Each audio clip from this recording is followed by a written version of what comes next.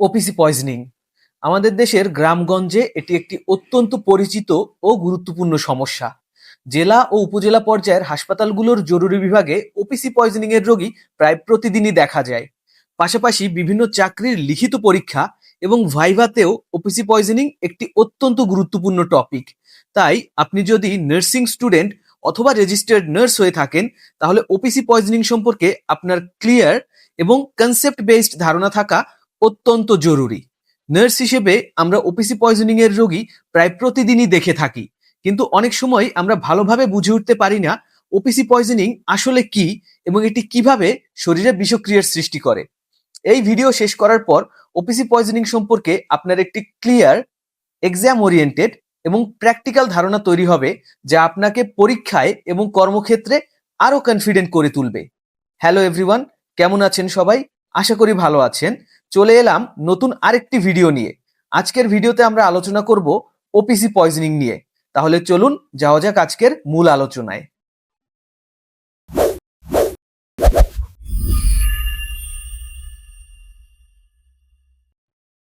শুরুতেই আমরা OPC poisoning এর ডেফিনেশনের দিকে লক্ষ্য করি। OPC poisoning is a toxic condition that occurs when organophosphorus compounds commonly used as insecticides enter the body. These compounds irreversibly inhibit the enzyme acetylcholinesterase, resulting in accumulation of acetylcholine and excessive stimulation of the nervous system. সহজ ভাষায় বললে, OPC বা organophosphorus compound হলো এমন কিছু রাসায়নিক পদার্থ যেগুলো মানবদেহের সংস্পর্শে এলে বিষক্রিয়ার সৃষ্টি করে। এই বিষক্রিয়াকেই বলা হয় ওপিসি পয়জনিং। এই ওপিসি মূলত তিনটি রুটের মাধ্যমে আমাদের শরীরে প্রবেশ করতে পারে: ইনজেকশন বা ওপিসি সরাসরি খেয়ে ফেললে, ইনহেলেশন বা বাতাসের সাথে মিশে থাকা ওপিসি শ্বাসের মাধ্যমে শরীরে প্রবেশ করলে, এবং স্কিন অ্যাবজর্পশন বা ত্বকে ওপিসি লাগলে এবং তা শোষিত হলে ওপিসি আমাদের শরীরে প্রবেশ করতে পারে। ডেফিনেশনে বলা অনেক কথাই হয়তো আপনারা বুঝতে পারেননি। সমস্যা নেই, এখনই সব বুঝতে হবে না। এই মুহূর্তে ডেফিনেশনে থাকা শুধু দুটি শব্দ মনে রাখলেই যথেষ্ট: অ্যাসিটাইলকোলিন এবং অ্যাসিটাইলকোলিনেস্টেরাস। একটু পর ধাপে ধাপে আমরা এগুলো বুঝে নেব। আমাদেরকে আরো দুটো কনসেপ্ট সম্পর্কে ধারণা থাকতে হবে এই ওপিসি পয়জনিং সম্পর্কে বোঝার জন্য: প্যারাসিম্প্যাথেটিক নার্ভাস সিস্টেম এবং নিউরোট্রান্সমিটার। যদিও নার্ভাস সিস্টেম অনেক বিশাল একটা টপিক, যা এই ভিডিওতে আলোচনা করা সম্ভব না, কিন্তু এই ভিডিওর বিষয়াবলী বোঝার জন্য যেটুকু না জানলেই নয় সেটুকু সম্পর্কে আমরা জানব। প্রথমেই আসি প্যারাসিম্প্যাথেটিক নার্ভাস সিস্টেমের কাছে। প্যারাসিম্প্যাথেটিক নার্ভাস সিস্টেম হলো নার্ভাস সিস্টেমের এমন একটি অংশ যা আমাদের শরীরকে রেস্ট, রিল্যাক্স এবং ডাইজেস্ট অবস্থায় রাখে। ধরুন, আপনি যখন বিশ্রাম নিচ্ছেন, তখন যদি হার্টবিট অনেক দ্রুত থাকে বা অনেক ঘন ঘন শ্বাস নিতে থাকেন, তাহলে কি আপনি বিশ্রাম নিতে পারবেন? অবশ্যই না। আপনার শরীরে তখন একটা অস্থিরতা কাজ করবে, যার ফলে আপনি বিশ্রাম নিতে পারবেন না। এই অবস্থাটি নিয়ন্ত্রণ করে প্যারাসিম্প্যাথেটিক নার্ভাস সিস্টেম। আপনি যখন বিশ্রাম নেন, তখন এটি আপনার হার্ট রেট কমায়, শ্বাস প্রশ্বাসের গতি কমায়, হজম বাড়ায়, চোখের পিউপিল ছোট করে, মূত্র ও পায়খানা সহজ করে এবং শরীরকে শান্ত করে। এবারে আসি নিউরোট্রান্সমিটারের কাছে। নিউরোট্রান্সমিটার হলো এমন একটি কেমিক্যাল মেসেঞ্জার বা রাসায়নিক বার্তাবাহক, যা একটি নার্ভ সেল থেকে আরেকটি নার্ভ সেলে অথবা নার্ভ সেল থেকে মাসেল বা গ্ল্যান্ডে সিগন্যাল পৌঁছে দেয়, যার মাধ্যমে আমাদের শরীরের বিভিন্ন শারীরিক কার্যাদি সম্পন্ন হয়। প্যারাসিম্প্যাথেটিক নার্ভাস সিস্টেমের কাজগুলো সম্পন্ন করার জন্যেও নিউরোট্রান্সমিটারের প্রয়োজন হয়। অ্যাসিটাইলকোলিন হলো এমনই একটি নিউরোট্রান্সমিটার যেটি প্যারাসিম্প্যাথেটিক নার্ভাস সিস্টেমের কাজগুলো সম্পন্ন করে। এবারে আমরা অ্যাসিটাইলকোলিন সম্পর্কে জানব। অ্যাসিটাইলকোলিন হলো নার্ভাস সিস্টেমের একটি গুরুত্বপূর্ণ নিউরোট্রান্সমিটার। এটি প্যারাসিম্প্যাথেটিক নার্ভাস সিস্টেমের প্রধান নিউরোট্রান্সমিটার হিসেবে কাজ করে। এর ফাংশনগুলো হলো নার্ভাস সিস্টেম থেকে মাসেল গ্ল্যান্ডে সিগন্যাল পাঠানো, মাসেল মুভমেন্ট নিয়ন্ত্রণ করা, হার্ট রেট নিয়ন্ত্রণ করা এবং স্যালাইভা, সোয়েট এবং রেসপিরেটরি সেক্রেশন নিয়ন্ত্রণ করা। অ্যাসিটাইলকোলিনের কাজ তো আমরা বুঝতে পারলাম, কিন্তু অ্যাসিটাইলকোলিনের কারণে শরীরে যে সিক্রেশন হয়, যদি এই স্টিমুলেশন বিরতিহীনভাবে চলতে থাকে তাহলে অবশ্যই সমস্যা তৈরি হবে। কারণ আমাদের শরীরকে স্বাভাবিকভাবে সচল রাখতে একটি নির্দিষ্ট পরিমাণ সিক্রেশন প্রয়োজন। এর বেশি হলে শরীরে বিরূপ প্রভাব দেখা দেয়। তাই শরীরের প্রয়োজন অনুযায়ী অ্যাসিটাইলকোলিন তার কাজ সম্পন্ন করার পর যদি তার অ্যাকশন বন্ধ করা যায়, তাহলে এই শরীরের ভারসাম্য বজায় থাকে। ঠিক এই কাজটাই করে অ্যাসিটাইলকোলিনেস্টেরাস। What is অ্যাসিটাইলকোলিনেস্টেরাস? অ্যাসিটাইলকোলিনেস্টেরাস হলো এমন একটি এনজাইম যা অ্যাসিটাইলকোলিন তার কাজ শেষ করার পর তাকে দ্রুত ভেঙে দেয়। এর ফলে শরীরে সেক্রেশনের পরিমাণ, হার্ট রেট এবং মাসেল অ্যাক্টিভিটি এই সব কিছুর একটা ফিজিওলজিক্যাল ব্যালেন্স বজায় থাকে। এবারে আমরা জানব ওপিসি শরীরে প্রবেশ করার পর কিভাবে এই ফিজিওলজিক্যাল ব্যালেন্স ভেঙে ফেলে। OPC irreversibly inhibits the enzyme acetylcholinesterase after entering into the body।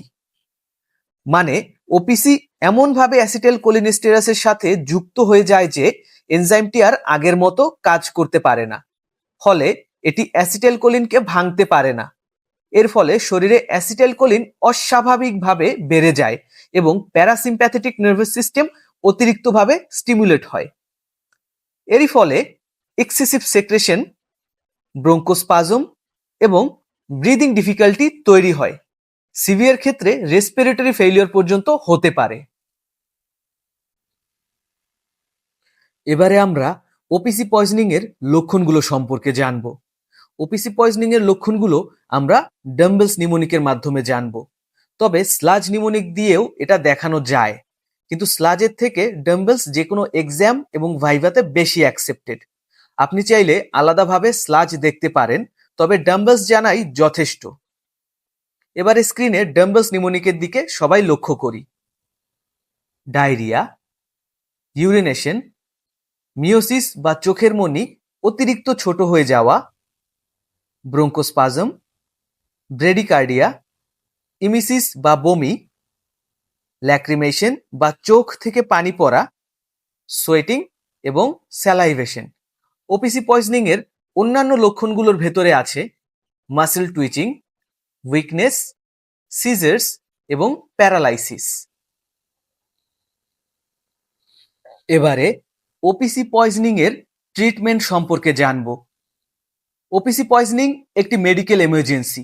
দ্রুত চিকিৎসা না পেলে রোগীর মৃত্যু পর্যন্ত হতে পারে। ওপিসি পয়জনিং এ সবচেয়ে কমনলি যে ড্রাগটি ইউজ হয় সেটি হলো অ্যাট্রোপিন। অ্যাট্রোপিন অ্যাসিটাইলকোলিনের অ্যাকশন ব্লক করে, এক্সেসিভ স্যালাইভেশন ও ব্রঙ্কিয়াল সিক্রেশন কমায়, ব্রিদিং উন্নত করে এবং ব্রেডিকার্ডিয়া থাকলে হার্ট রেট বাড়ায়। অ্যাট্রোপিন একটি অ্যান্টিকোলিনার্জিক ড্রাগ এবং অ্যাসিটাইলকোলিন অ্যান্টাগনিস্ট। এগুলোর মানে হলো অ্যাসিটাইলকোলিন যে কাজগুলো করে সেই কাজগুলো অ্যাট্রোপিন করতে দেয় না। মনে রাখতে হবে, অ্যাট্রোপিন শরীর থেকে পয়জন রিমুভ করে না, শুধুমাত্র সিমটমস কন্ট্রোল করে। এবারে অ্যাট্রোপিন এন্ড পয়েন্ট বা অ্যাট্রোপিনাইজেশন সম্পর্কে জানব। অ্যাট্রোপিনাইজেশন বলতে বোঝায় অ্যাট্রোপিন এতটুকু দেওয়া হয়েছে যে এক্সেস অ্যাসিটাইলকোলিনের প্রভাব নিয়ন্ত্রণে এসেছে এবং রোগীর লাইফ থ্রেটনিং কোলিনার্জিক সিমটমস যথাযথভাবে কমে গেছে। অ্যাট্রোপিন ততক্ষণ দেওয়া হয় যতক্ষণ না অ্যাট্রোপিনাইজেশন ঘটে। অ্যাট্রোপিনাইজেশনের লক্ষণগুলো হলো clear chest, no wheeze. Wheeze বলতে বোঝায় বাঁশি বা শীষের মতো শব্দ, যেটা এয়ারওয়ে সংকুচিত হয়ে যাওয়ার কারণে ব্রিদিং এর সময় শোনা যায়। Dry mouth and dry skin, heart rate greater than or equal to 80 beat per minute, adequate blood pressure. OPC poisoning এর মূল কারণকে প্রতিহত করার জন্য যে ড্রাগটি ব্যবহার করা হয় সেটি হলো প্রালিডক্সিম। প্রালিডক্সিম হলো ওপিসি পয়জনিং এর ডেফিনিটিভ ট্রিটমেন্ট। এটি ইনহিবিটেড অ্যাসিটাইলকোলিনেস্টেরাস এনজাইমকে পুনরায় অ্যাক্টিভেট করে, ফলে অ্যাসিটাইলকোলিন আবার ভাঙতে পারে। তবে প্রালিডক্সিম দেওয়ার আগে কিছু গুরুত্বপূর্ণ বিষয় অবশ্যই জানা প্রয়োজন। প্রালিডক্সিম আর্লি দিলে সবচেয়ে বেশি কার্যকর, দেরিতে দিলে এনজাইম এইজিং হয়ে যায়। আমি এনজাইম এইজিংটা একটু ব্যাখ্যা করছি। ওপিসি শরীরে ঢুকলে অ্যাসিটাইলকোলিনেস্টেরাস এনজাইমের সাথে যুক্ত হয়ে যায়। শুরুর দিকে ব্যবস্থা নিলে এই বাইন্ডিংটা ভাঙা সম্ভব হয়, কিন্তু সময়ের সাথে সাথে এই বাইন্ডিং আরো শক্ত হয়ে যায়, তখন আর এটাকে ভাঙা সম্ভব হয় না। এই সিচুয়েশনকে বলা হয় এনজাইম এইজিং। এইজিং হয়ে গেলে প্রালিডক্সিম কাজ করে না।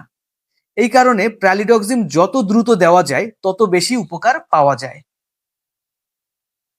এবারে সংক্ষেপে অ্যাট্রোপিন এবং প্রালিডক্সিমের পার্থক্য আলোচনা করি।